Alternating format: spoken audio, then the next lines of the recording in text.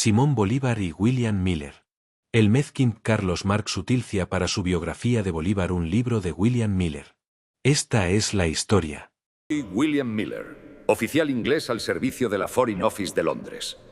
Luché contra Napoleón en España.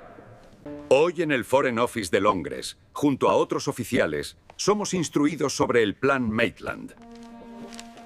La amistad entre el oficial inglés Guillermo Miller y el general argentino José de San Martín fue profunda, comenzando cuando Miller se ofreció a unirse a su causa independentista en el Río de la Plata. Miller se convirtió en un hombre de confianza, participando activamente en el cruce de los Andes y en la independencia del Perú, donde fue considerado un héroe. Su vínculo continuó hasta el final, con Miller escribiendo unas memorias que incluyeron detalles biográficos dictados por el propio San Martín desde Europa. El Plan Maitland es un documento de estrategia militar y geopolítica concebido por el mayor general escocés Sir Thomas Maitland a principios del siglo XIX.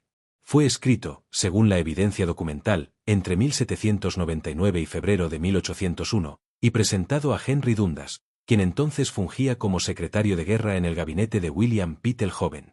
Su génesis se enmarca en la coyuntura de la Segunda Coalición, cuando España, a través del Tratado de San Ildefonso, 1796, se había alineado con la Francia napoleónica, convirtiéndose en enemiga de Gran Bretaña.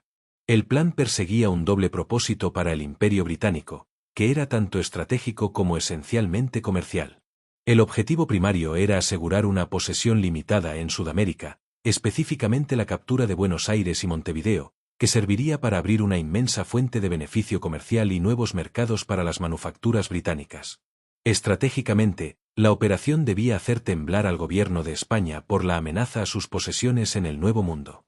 En 1821 participa de la creación del Regimiento de Caballería Húsares de la Legión Peruana, quienes se destacan en la Batalla de Junín, siendo renombrados como Húsares de Junín. Cuando llega Bolívar a Lima, septiembre de 1823, es ascendido a jefe de una unidad de caballería en el que participan argentinos, chilenos, peruanos y colombianos. A estas alturas, San Martín en Londres, ha sido relevado en el mando por Bolívar y Miller, que se encontraba en Huaraz, se embarca al Callao llegando en el mes de mayo. Decide entonces reunirse con Bolívar, que marchaba hacia el interior. Después de cabalgar durante 4 días, llega finalmente al cuartel general de Bolívar, encontrándose por primera vez, con quien tiempo atrás le había escrito: «Por mucho tiempo yo he deseado conocerlo personalmente, debido a que sus servicios han ganado para usted la gratitud de todos los americanos. Bolívar».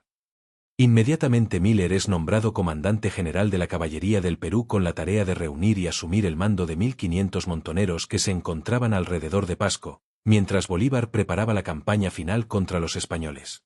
En la batalla de Ayacucho, diciembre de 1824, decisiva para la liberación de América, Miller una vez más destaca con su caballería.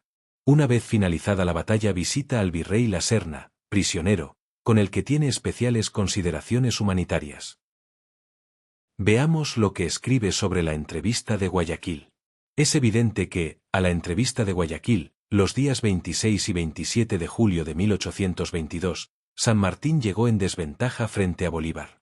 En cambio, el protectorado sanmartiniano estaba en plena crisis. La élite criolla limeña, que en un inicio lo había apoyado, se replegó luego de la persecución a los peninsulares que orquestó el ministro Bernardo de Monteagudo.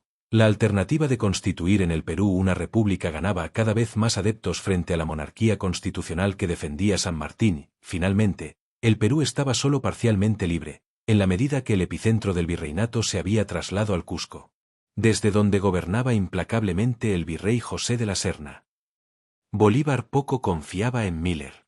Según David Bushnell, Miller se convirtió en un punto de enlace entre el remanente del ejército de San Martín que quedó acantonado en el Perú, y el recién llegado ejército gran colombiano que acompañó a Simón Bolívar. Aunque Miller colaboró con el Libertador desde un inicio, lo cierto es que da la impresión que para Bolívar, el inglés fue visto como un hombre de San Martín. Una actitud similar también guardó Bolívar frente a O'Higgins, quien estaba unido por una larga amistad con el general argentino. No obstante, Bolívar aprovechó de la experiencia ganada por Miller incorporándolo a su ejército, aunque siempre lo tuvo bajo el mando de Sucre o del general argentino Necochea. En vista de sus problemas de salud, el 6 de agosto de 1825 Bolívar le concede a Miller la solicitada licencia por 2 años, para que pudiera regresar a su país y al mismo tiempo, lo nombra cónsul general del Perú, en Inglaterra. Pero, a pesar de su manifestado apuro, Miller regresó a Europa vía Buenos Aires, ciudad donde permaneció alrededor de 4 meses, antes de embarcarse definitivamente para Inglaterra. Desde ese momento tiene en mente escribir las memorias, pues desde Kent le remite una carta en 1827 al Libertador, pidiéndole datos personales, pues tenía la intención de escribir una obra donde requería conocer en detalle su historia. Reporta el juego como un mal endémico de la sociedad americana. Tan fuerte era la pasión, que una vez que ganaban en el juego, desertaban o desaparecían. Cuando el ejército patriota y recibían pagos, al hacer alto en cualquier paraje extendían los oficiales sus ponchos en tierra y se ponían a jugar hasta que llegaba el momento de marchar otra vez contra el enemigo. Lo mismo sucedía antes o después de una batalla, y a los soldados de avanzada se les veía jugar muchas veces a la vista de los puestos enemigos. Un oficial colombiano encargado de 2 o 3 pagas, pertenecientes al coronel don Tomás de Heres, las perdió al juego, y no pudiendo reemplazar su importe, intentó pasarse a los realistas, pero habiendo sido arrestado por un puesto avanzado patriota, fue fusilado por orden del general Bolívar que mandaba en aquel momento el ejército libertador en el Perú. La confrontación textual entre las memorias del general Miller y el artículo Bolívar y Ponte de Karl Marx arroja luz sobre los peligros de la instrumentalización ideológica de la historia. William Miller, a través de la pluma de su hermano John, legó a la posteridad un retrato de Simón Bolívar que, sin ocultar sus derivas autoritarias finales, reconocía la magnitud titánica de su empresa, su valor estratégico y su integridad personal en asuntos materiales. Karl Marx, presionado por las circunstancias editoriales y cegado por su antipatía hacia el bonapartismo europeo, realizó una exégesis defectuosa de esta fuente. Utilizó a Miller no como un testigo a escuchar, sino como un repositorio de datos para validar una condena preestablecida. Transformó la insurrección interna de Puerto Cabello en una huida cobarde. Convirtió la furia revolucionaria contra Miranda en una delación mercenaria. Omitió sistemáticamente el desinterés económico y el genio militar que Miller alababa, para construir la caricatura de un Soulouque.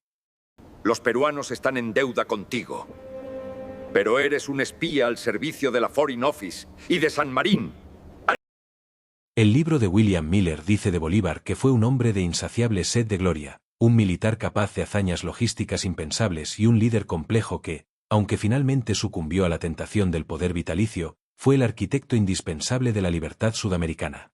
Todo lo contrario al mezquino Marx, que distorsionando a su propia fuente, pretendió legar a la historia.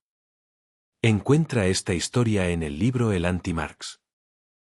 Si te gusta la historia, suscríbete a mi canal, aprenderemos juntos.